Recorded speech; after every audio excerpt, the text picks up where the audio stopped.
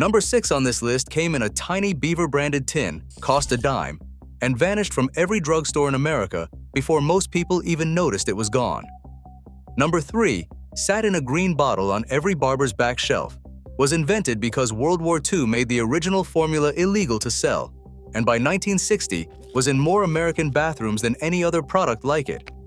And number 1 was so ordinary, so completely unremarkable, that when it finally disappeared for good, an entire generation didn't even get to say goodbye. They just noticed one day that it was never coming back. 15 dime store barbershop staples, every one of them gone. If you ever sat in a barber's chair as a kid with a cape snapped around your neck, breathing in bay rum and cigarette smoke, while your father waited his turn, you grew up with every single one of these. Subscribe now so you don't miss the next video, because we're just getting started on bringing back the small, forgotten pieces of American life before they're gone from memory too. Number 15. Sen Breath Pastilles, sold since the 1890s. A tiny cardboard box of black licorice pastilles, sold at barbershop counters for a dime as the last thing a man popped in his mouth before he walked out the door. What most people don't know is that Sen's smell was so distinct and so strong that for decades it was slang for hiding what you'd really been up to. A man chewing Sen was a man covering something. It became shorthand in old songs and old slang before most people alive today were even born. That one little box carried a whole coded meaning that's completely lost now. That papery little box. That black licorice sting on your tongue. The smell that hit you before the door even swung shut behind him. Your father cracked the lid one-handed, tapped 2 into his palm, and never once looked down while he did it. Sen quietly disappeared from shelves in the 2010s after over a century on the market. The real reason it died: a candy built for a world of smoking rooms and secrets had nothing left to hide once nobody needed the alibi anymore. The next item wasn't something you ate. It was something dusted onto the back of your neck, and it belonged to every barber in the Midwest. Number 14. Jerkiss Talcum Powder, founded in the early 1900s. A French-named American talc company that supplied the powder puff every barber kept behind the chair for the finishing touch. What most people don't know is that Jerkiss started as a full perfume house, with soaps, sachets, and colognes sold in department stores nationwide. By the time it reached the barbershop counter as a cheap dime tin of scented talc, it was already a shadow of a once glamorous name. The perfume empire had quietly collapsed decades before the powder puff ever touched your neck. That soft poof of white powder. That cold puff brush against warm skin. The little cloud that hung in the air after the barber snapped the cape off. Your grandfather sneezed every single time and never once complained. Jerkiss faded out of production by the middle of the 20th century as bigger drugstore brands swallowed the market. The real reason it died: a glamour name built for 1920s ballrooms couldn't survive being reduced to a 10-cent afterthought. The next item didn't dust you. It stung you, right on the chin, and every man over 40 remembers the smell of it. Number 13. Tussie Roll-On Deodorant, founded in the 1920s. A New York cosmetics house that expanded into a men's roll-on deodorant sold cheap at barbershop counters as a quick fix before a man headed back to work. What most people don't know is that Tussie actually pioneered some of the first roll-on applicators in the country, years before the big names got credit for the format. The little glass roller bottle men grabbed for a dime was, quietly, ahead of its time. Almost nobody remembers that now. That small glass bottle, cool against your palm. That metal ball rolling cold across skin. The barbershop mirror fogged faintly from the open bottle. Your father capped it one-handed and slid it back in his coat pocket without looking. Tussie disappeared from stores as larger companies bought up and shelved smaller grooming brands through the 1970s and 80s. The real reason it died: it got swallowed by a company that only wanted its shelf space, not its name. The next item wasn't rolled on. It was sprayed, and it built a helmet on top of every head in America. Number 12. Adorn Hairspray, introduced in the 1950s. National Lock's hairspray brand became a staple can behind every barbershop counter, sold to men touching up a fresh cut before heading out the door. What most people don't know is that Adorn's ad campaigns leaned hard into precision and control at a time when hairspray was still viewed with suspicion by a lot of older barbers, who thought it was a woman's product creeping onto their turf. Adorn helped normalize the can sitting right there on a men's counter. That hiss of the aerosol nozzle, that faint chemical-sweet cloud, the stiff shellacked feel under your fingers after. Your father tilted his head back and let the barber spray it without flinching. Adorn disappeared from shelves as the aerosol hairspray category consolidated hard in the 1970s and 80s. The real reason it died: 100 near-identical cans competing for the same 12 inches of counter space until only the biggest name survived. The next item wasn't sprayed on. It was worked in wet, and it turned an entire bathroom into a chemical-sweet cloud on Sunday mornings. Number 11. Luster Cream Shampoo. Introduced in the 1940s, Colgate-Palmolive Pete's shampoo became a barbershop staple thanks to a wall of Hollywood endorsements that made a 10-cent bottle feel like glamour. What most people don't know is that Luster Cream's advertising roster reads like an old studio contract list, actresses lending their faces to a drugstore shampoo in a way that almost never happens anymore. A dime bottle at the barbershop counter came stamped with more star power than most modern celebrity product lines.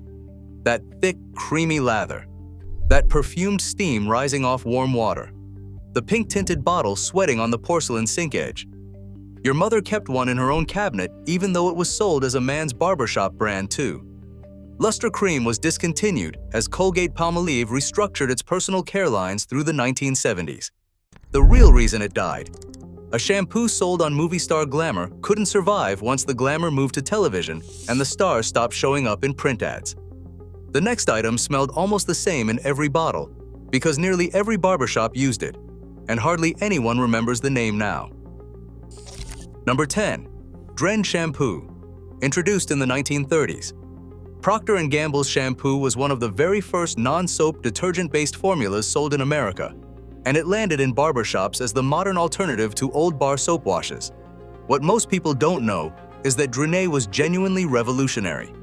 It was one of the earliest shampoos that could actually lather in hard water, which soap-based washes couldn't do.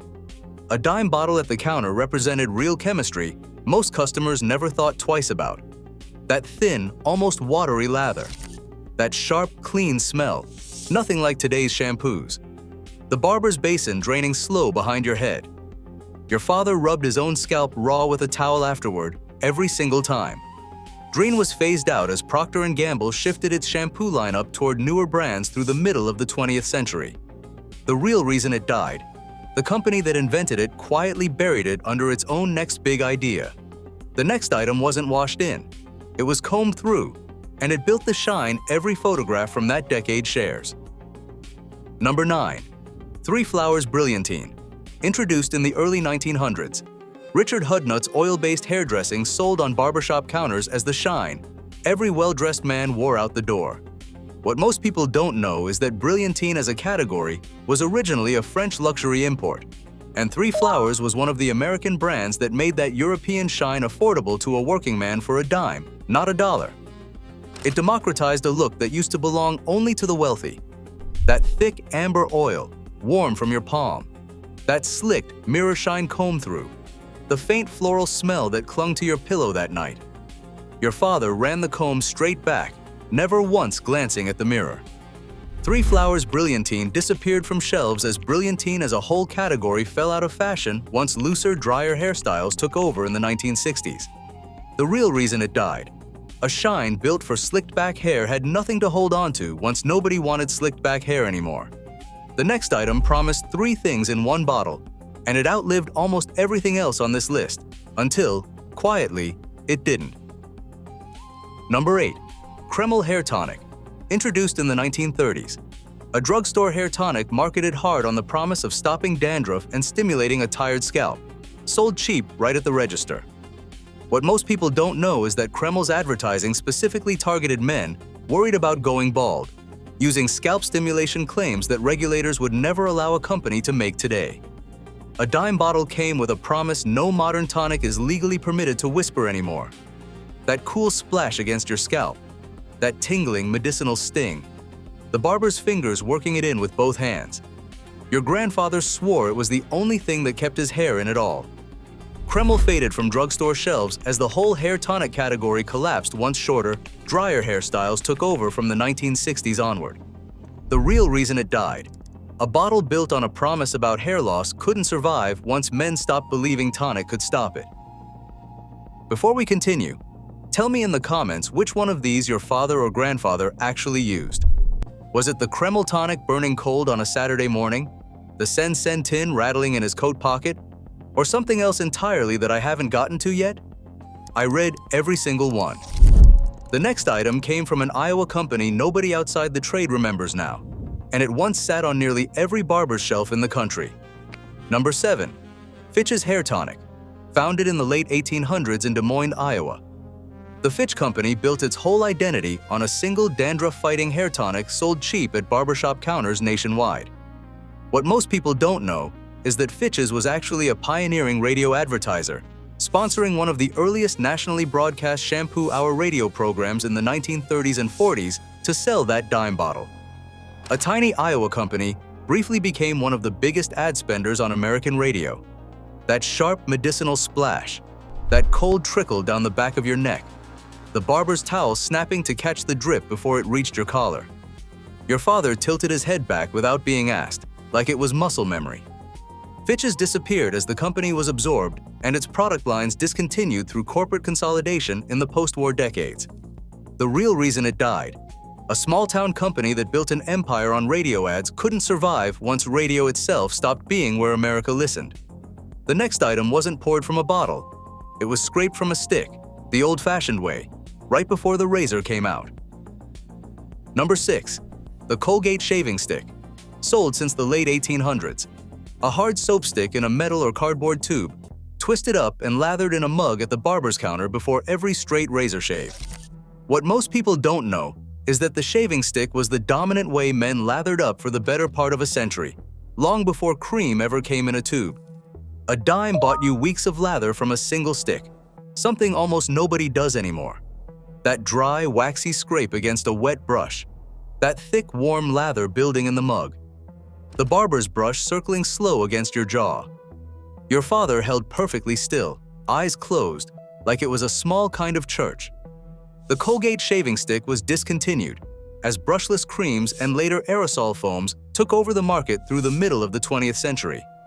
The real reason it died: a whole ritual of mug and brush got replaced by a can you could use in 15 seconds flat. The next item wasn't sold at all. It was made for you, your name lettered on the side, and it sat on a shelf that doesn't exist in a single barbershop left in America. Number 5. The Personalized Shaving Mug, common from the 1800s through the middle of the 1900s. Regular customers kept their own hand-lettered ceramic mug on a rack at the barbershop, refilled with soap and waiting for their next visit. What most people don't know is that these mugs were often hand-painted with a man's occupation, trade symbol, or even his fraternal lodge emblem, turning a simple soap cup into a small piece of personal identity on public display. A regular's mug said something about him before he ever sat in the chair. That numbered wooden rack of 100 identical shelves. That one mug, always in the same slot. Your grandfather's name in gold script, chipped at the handle. Your father pointed it out to you once, proud, like it was a medal. The shaving mug rack quietly disappeared as home shaving with cream, and later, disposable razors made the barbershop shave itself obsolete by the 1960s and 70s.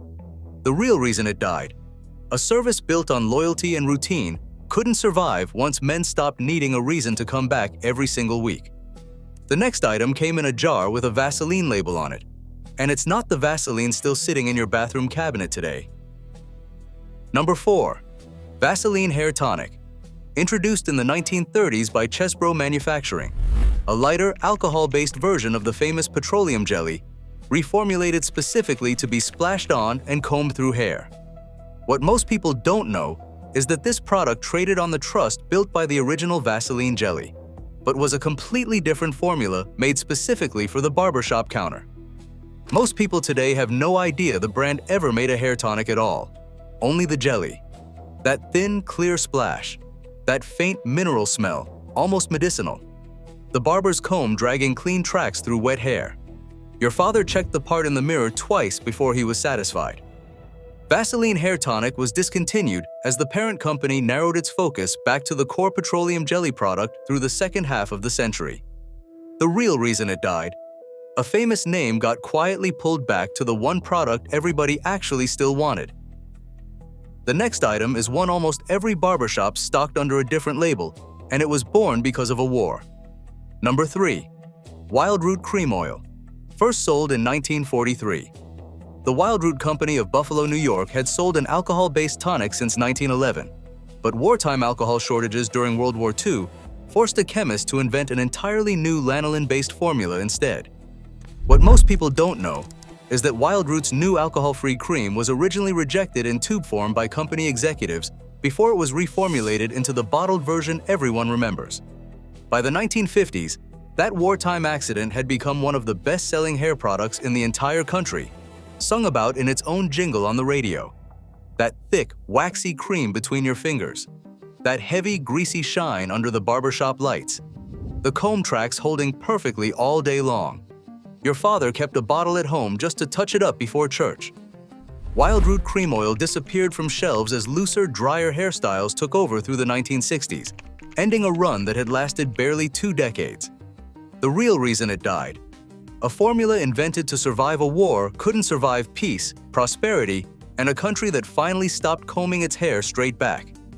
The next item wasn't even sold indoors. It made its name on the side of the highway, one word at a time, for hundreds of miles. Number 2. Burma-Shave Brushless Shaving Cream. Introduced in 1925 by the Burma-Vita Company of Minneapolis. A brushless, latherless shaving cream sold cheap at barbershop and drugstore counters, backed by one of the most famous advertising campaigns in American history. What most people don't know is that Burma-Shave's real fame came from small sequential wooden signs planted along highways, usually 6 in a row, spelling out a rhyming joke that ended with the brand name on the last sign. At its peak in the early 1950s, thousands of these sign sets stretched across the country, turning a dime shaving cream into a genuine piece of roadside folklore. That smooth, brushless cream, nothing like the old soap stick. That quick lather worked in with fingers, not a brush. The highway blurring past 6 red and white signs in a row. Your father read every single one out loud, every single time, even though he'd read them 100 times before. Burma-Shave was sold off in 1963, its iconic road signs torn down almost immediately, and production ended completely by 1966. The real reason it died: a company built on a slow, 2-lane highway kind of advertising couldn't survive once America built interstates too fast to read a joke off the shoulder. And the very last item on this list wasn't glamorous, wasn't advertised with jingles or movie stars. It was just the thing every man used every single morning without thinking about it once. Number 1. Ipana Toothpaste. Introduced in 1901 by Bristol-Myers. A wintergreen-flavored toothpaste that became one of the best-selling tubes in America, fronted from 1954 onward by a Disney animated mascot named Bucky Beaver. What most people don't know is that Bucky Beaver was animated by an actual Disney studio artist and voiced by a real-life Mickey Mouse Club Mouseketeer, making a dime tube of toothpaste one of the most carefully produced pieces of advertising of the entire decade. An entire generation learned to brush along to a jingle written specifically to sell them a tube for a dime. That wintergreen sting on your tongue. That pink and white striped tube, squeezed from the bottom like your mother taught you. The bathroom mirror fogged from the hot water tap. Your whole family shared one tube, and nobody thought twice about it. Ipana was quietly pulled from American shelves by the late 1970s as fluoride giants like Crest and Colgate took over the market for good. The real reason it died: a toothpaste that once felt like a family member simply got out-advertised by companies with deeper pockets and a better claim. These things didn't stop working. They were replaced, discontinued in boardrooms by men who never once sat in that chair themselves. Which one of these was on the counter the day you got your first real haircut? Not the bottle itself, the smell of it, the sound of the barber's scissors behind your ear, the feeling of being a little bit older when you finally stood back up. Tell me in the comments. Subscribe, because there is a lot more of this country left to remember.